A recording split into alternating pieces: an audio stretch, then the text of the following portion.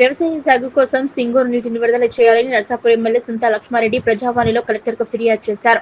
రైతులు ప్రజలు ఎదుర్కొంటున్న సమస్యలపై కలెక్టర్కు ఫిర్యాదు చేశారు. నర్సాపూర్ ఎమ్మెల్యే సంతా లక్ష్మారెడ్డి, బీఆర్ఎస్ జిల్లా అధ్యక్షురాలు పద్మాదేవేందర్ రెడ్డి, మాజీ ఎమ్మెల్సీ షేరి సుభాష్ రెడ్డి గణపురం ఆయకట్టు కింద రైతులకు సింగూరు నీరు విడుదల చేయాలని, మల్లన్న సాగర్ నుంచి హల్దీవాగుకు నీరు విడుదల చేయాలని డిమాండ్ చేశారు. 2-3 రోజుల్లో నీరు విడుదల చేయకుంటే ఆందోళన చేస్తామని హెచ్చరించారు. నీళ్లు లేక రైతులు తీవ్ర ఇబ్బందులు పడుతున్నా అధికారులు, పార్టీ నేతలకు పోలీస్ ప్రొటెక్షన్ ఇస్తున్నారన్నారు. ప్రజాస్వామ్యాన్ని కూనీ చేసే విధంగా అధికారి పార్టీ నేతలు వ్యవహరిస్తున్నారన్నారు. నర్సాపూర్, దుబ్బాక ఎమ్మెల్యేలను అవమానపరిచే విధంగా వ్యవహరిస్తున్నారని మండిపడ్డారు. అభివృద్ధి పనులను ప్రారంభోత్సవాలు, శంకుస్థాపనలను చేస్తున్న అధికార పార్టీ నేతలు రైతులను గురించి పట్టించుకోవటం లేదన్నారు. వీరి వెంట బీఆర్ఎస్ నాయకులు పలువురు పాల్గొన్నారు. గౌరవ సంతా లక్ష్మారెడ్డి గారు, మాజీ శాసనమండలి సభ్యులు సుభాష్ అన్న అండ్ మా నాయకులందరూ కూడా 2 నియోజకవర్గాలకు సంబంధించిన అందరం నాయకులను కూడా ఇక్కడ హాజరై ఈ రోజు ప్రజావాణిలో కలెక్టర్ గారికి మరి విన్నపం చేయడం జరిగింది. ఒకవేళ ఈ 4-5 రోజులలో సింగూరు నుండి నీటిని విడుదల చేయాలని చెప్పి డిమాండ్ చేసినాం. చేయకపోతే పెద్ద ఎత్తున కార్యక్రమాలు కూడా చేపడతామని కూడా ఈ సందర్భంగా మరి హెచ్చరిక చేస్తూ ఉన్నాము. ఎందుకంటే రైతులు ఇబ్బంది పడుతున్నారు, కష్టపడుతున్నారు, కేసీఆర్ను గుర్తు చేసుకుంటున్నారు, చాలా ఇబ్బందికరమైన పరిస్థితులు ఉన్నాయి. అదేవిధంగా మరి హల్దీకి కూడా, రామాయణపేట కెనాల్కు హల్దీకి కూడా కొండపోచమ్మ సాగర్ నుండి, అదేవిధంగా మల్లన్న సాగర్ నుండి నీటిని విడుదల చేయాలని కూడా డిమాండ్ చేస్తూ ఉన్నాం. ఇప్పటికే హల్దీ ఏదైతే పరివాహక ప్రాంతం ఉందో ఇప్పటికే పంటలు నార్మల్ వాడబట్టే పరిస్థితి వచ్చింది. నీళ్లు ఎండిపోయినాయి, కాలువలు వెలవెలబోతున్నాయి. మరి ఇప్పటికైనా కలుసుకొని ఆ హల్దీ వాగులకు కూడా నీటిని విడుదల చేయాలని చెప్పేసి కూడా తెలియజేయడం జరిగింది. దాని గురించే ప్రజావాణిలో కలెక్టర్ గారిని కలిసినాం. ప్రభుత్వం ఇప్పటికైనా స్పందించాలి, ఇక్కడ ఉన్న ప్రజాప్రతినిధులు స్పందించాలి, శాసనసభ్యులు స్పందించాలి, ప్రజల కోసం పట్టించుకోవాలి, ప్రజలను రైతుల కోసం పట్టించుకోవాలి. పట్టించుకోకపోతే రైతులందరితో కూడా పెద్ద ఎత్తున ధర్నా కార్యక్రమాలు చేస్తామని కూడా ఈ సందర్భంగా ప్రభుత్వాన్ని హెచ్చరికలు జారీ చేస్తూ ఉన్నాం. కొంత అక్కడక్కడ ఇబ్బంది అవుతున్నా కూడా రైతులు ఏదో కష్టాలు పడి తెచ్చుకుంటున్నారు. కానీ వర్షాలు ఒక్కసారి పడితే మాత్రం ఈ జిల్లాలో చాలా సివియర్ షార్టేజ్ ఉంది, యూరియా కానీ కాంప్లెక్సెస్ కానీ. కాబట్టి వాటిని ఇమీడియట్గా ఏర్పాటు చేసుకోవాలని చెప్పేసి కూడా కలెక్టర్ గారికి కోవడం జరిగింది.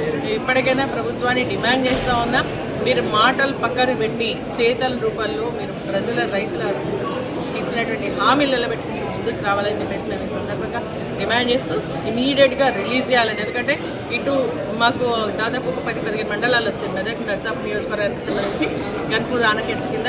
అదేవిధంగా హల్దీకి సంబంధించి కూడా గతంలో ఏంటంటే హల్దీ ప్రాజెక్టు నీళ్ళు వచ్చేదిగా కేసీఆర్ గారి నాయకత్వం మల్లన్న సాగర్ కట్టడం, అక్కడ నుంచి గుండపోచి వరకు నీళ్ళు తీసుకురావడం, అక్కడ నుంచి హల్దీ ప్రాజెక్టులు వేయడం వల్ల మరి దాదాపు 5 మండలాలు నర్సాపూర్ అదేవిధంగా మెదక్కి సంబంధించినటువంటి మండలాలకు నీళ్ళు వస్తానే రైతులు ఇప్పుడే ఉన్నటువంటి బోర్ వాటర్లతో మరి వేసుకోవడం జరిగింది. అక్కడ చెక్ డ్యామ్ కూడా బాగా కట్టినాం.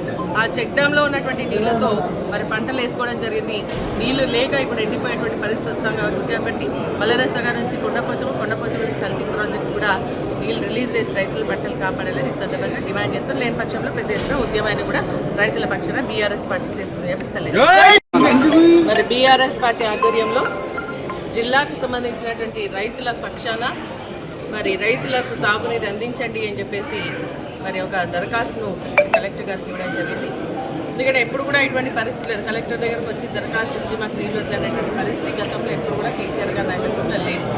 ఎందుకంటే ఆ రోజు జీవో ఇచ్చి మరి 1.4 TMCకి సంబంధించి 7 స్పెల్స్లో 0.2 TMC ప్రతి స్పెల్కి ఇవ్వాలి అని చెప్పేసి పంటలు కాపాడాలి అన్న ఆలోచనతో ఇస్తే ఈరోజు రైతులందరూ కూడా మన మెదక్ జిల్లాకు సంబంధించి మరి ఇటు సింగూర్, మంజీరాకు సంబంధించి గన్పూర్ ఆనకట్ట ప్రాజెక్టు కానీ హల్దీ వాగులకు సంబంధించినటువంటి రైతులందరూ కూడా నాట్లు వేసుకున్నారు, కొంతమంది నాట్లు కూడా వేసుకున్నారు. మరి నీళ్లు లేకపోవడం వల్ల, కరెంట్ సరిగా లేకపోవడం వల్ల వేసినటువంటి పంటలను ఎండిపోతూ ఉన్నాయి, నాళ్ళు కూడా ఎండిపోయేటువంటి పరిస్థితి వస్తూ ఉంది. కాబట్టి మరి ప్రభుత్వానికి ఇప్పటికైనా రైతుల పైన ప్రేమ లేదు. కాబట్టి ఖచ్చితంగా మరి కలెక్టర్ గారి ద్వారా ప్రభుత్వం దృష్టికి తీసుకెళ్లి నీళ్లు వదలాలి అని చెప్పేసి డిమాండ్ చేస్తూ మేము ఇక్కడికి రావడం జరిగింది. మనం రేవంత్ రెడ్డి గారు మాట్లాడుతూ ఒక సభలో రైతు రాజ్యాన్ని మేము తెచ్చినాం, మరి దానిపైన నేను సవాల్ ఇస్తుతా ఉన్నా, కేసీఆర్ గారు వస్తారా, కేటీఆర్ గారు వస్తా అన్నారు. ఇదేనా రైతు రాజ్యం అంటే? పంటలు ఎండగొట్టడమే రైతు రాజ్యమా అని చెప్పేసి మేము ఈ సందర్భంగా అడుగుతా ఉన్నాం.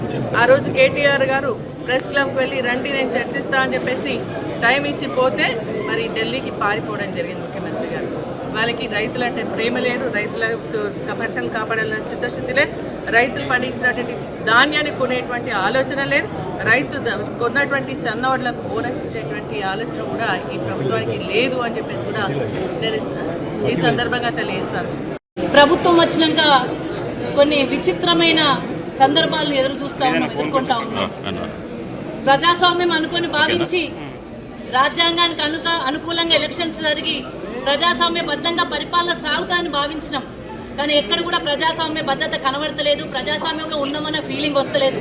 భయభ్రాంతులకు గురి చేసి కేసులు పెట్టడం ఒకవైపు, ప్రోటోకాల్ ఉల్లంఘనలు మరొక వైపు. ఈ నియోజకవర్గం నర్సాపూర్ నియోజకవర్గానికి సంబంధించి కావచ్చు, జిల్లాకు సంబంధించిన ఎవరైతే శాసనసభ్యులుగా గెలిచిండ్రో మరి వాళ్ళను పక్కన పెట్టి అధికార పార్టీకి సంబంధించిన నాయకులు కొబ్బరికాయలు కొట్టడము, శిలాఫలకాల దగ్గరికి వెళ్ళడము, అధికారికంగా స్టేజ్ల మీద కూర్చోవడము, అక్కడ అదేవిధంగా పోలీస్ ప్రొటెక్షన్ కూడా ఒక్కొక్కరికి 2 వాహనాలు అధికార పార్టీ ఎమ్మెల్యేలకు, కానీ శాసనసభ్యులుగా గెలిచిన బీఆర్ఎస్ పార్టీ వాళ్ళకి కనీసం వాహనం ఎస్కాట్ వాహనం కూడా ఇవ్వలేని పరిస్థితి కనబడతా ఉంది. అదేవిధంగా మరి అవమానపరిచే విధంగా అధికార పార్టీ నాయకులు సైరన్లు వేసుకొని, వెహికల్స్కి సైరన్లు వేసుకొని ముందుగా వెళ్ళి మరి అన్ని కార్యక్రమాల్లో పాల్గొని అక్కడ కొబ్బరికాయలు కొట్టి అధికారిక కార్యక్రమాల్లో పాల్గొంటా ఉన్నారు. ఇది మంచి చర్య కాదు, మంచి పద్ధతి కాదు. గౌరవ కేసీఆర్ గారు ఉన్నప్పుడు అన్ని పార్టీల శాసనసభ్యులకు సమాన గౌరవం ఇచ్చి అందరికీ ప్రొటెక్షన్ ఇచ్చి అనేక ప్రోటోకాల్ ఉల్లంఘన ఎక్కడ జరగకుండా చూసుకున్న 10 సంవత్సరాల కాలాన్ని గుర్తు చేసుకోవాలి. ఇప్పుడు మాత్రం కేవలం ప్రజాస్వామ్యబద్ధంగా కాకుండా అంత ప్రజాస్వామ్యాన్ని అణిచివేసే విధంగా చర్యలు జరుగుతూ ఉన్నాయి. ఇది మంచి పద్ధతి కాదు. ఇప్పటికైనా కానీ కలెక్టర్ గారి ప్రజావాణిలో ఇవ్వడం జరిగింది. ప్రోటోకాల్ ఉల్లంఘన జరిగిన సందర్భంలో అక్కడ ఉన్న అధికారులకు వెంటనే ఆదేశాలు జారీ చేసి ఎక్కడ ప్రోటోకాల్ ఉల్లంఘన జరగకుండా చూడాల్సిన బాధ్యత జిల్లాధికారిగా మీకుందని చెప్పి గౌరవ కలెక్టర్ గారి దృష్టి కూడా తీసుకెళ్లడం జరిగింది. ఇంకొకసారి ప్రోటోకాల్ ఉల్లంఘనలు జరగకూడదని కూడా మేము కలెక్టర్ గారిని కోరడం జరిగింది. మరి ఈరోజు ముఖ్యమైన విషయం మీద ప్రజావాణిలో గౌరవ కలెక్టర్ గారిని కలవడం జరిగింది. అదేంటంటే మరి ఇప్పుడు పంటలు నాట్లు వేసుకున్న రైతులు నార్మల్ అన్ని కూడా ఎండిపోయే పరిస్థితి వస్తుంది. వర్షాలు లేవు. సింగూరు నుండి ఖరీఫ్ పంటకు మొదటిగానే నీళ్లు విడుదల చేయాల్సిన అవసరం ఉండే, కానీ ఇప్పటి వరకు కూడా నీటి విడుదల మీద మాట్లాడే పరిస్థితి లేదు. గణపురం ఆనకట్ట నుండి గౌరవ కేసీఆర్ గారు ఉన్నప్పుడే 0.4 టీఎంసీలు 4 దఫాలుగా ఇవ్వాలి. ఈ మండలాలకు సంబంధించి FN కెనాల్కు, MN కెనాల్కు నీటిని విడుదల చేసి మరి ఆ మంజీరా నుండి నీటి విడుదల చేసి సింగూరు నుండి నీటిని విడుదల చేసి పంటలకు ఇవ్వాలనేది ఉన్నప్పటికీ కూడా ఇప్పటి వరకు కూడా ఈ ఖరీఫ్ పంటకు సంబంధించి నీటి విడుదల జరగలేదని మేము కలెక్టర్ గారి దృష్టికి తీసుకెళ్లడం జరిగింది. మరి కొద్దిమంది రైతులు ఇప్పటికీ నార్మల్ కూడా వేసుకున్నారు. నార్మల్ కూడా ఎండిపోయే పరిస్థితి వచ్చింది, కానీ నీటిని గురించి ఆలోచించలేదు ఈ ప్రభుత్వము. జీవో ఉన్నప్పటికీ కూడా ప్రతి సంవత్సరం అడుక్కునే పరిస్థితి వస్తుంది. కేసీఆర్ గారి హయాంలో ఎన్నడూ కూడా నీటి గురించి మేము ధర్నాలు చేయలేదు, నీటి గురించి రైతులు రోడెక్కలేదు, నీటి గురించి ఎన్నడూ కూడా రిప్రజెంటేషన్ ఇవ్వలే. కానీ ఎప్పుడైతే కేసీఆర్ ప్రభుత్వంపై కాంగ్రెస్ ప్రభుత్వం వచ్చిందో కాంగ్రెస్ ప్రభుత్వం రాగానే మరి నీటి కోసం మళ్ళీ రోడెక్కాల్సిన పరిస్థితి వచ్చింది.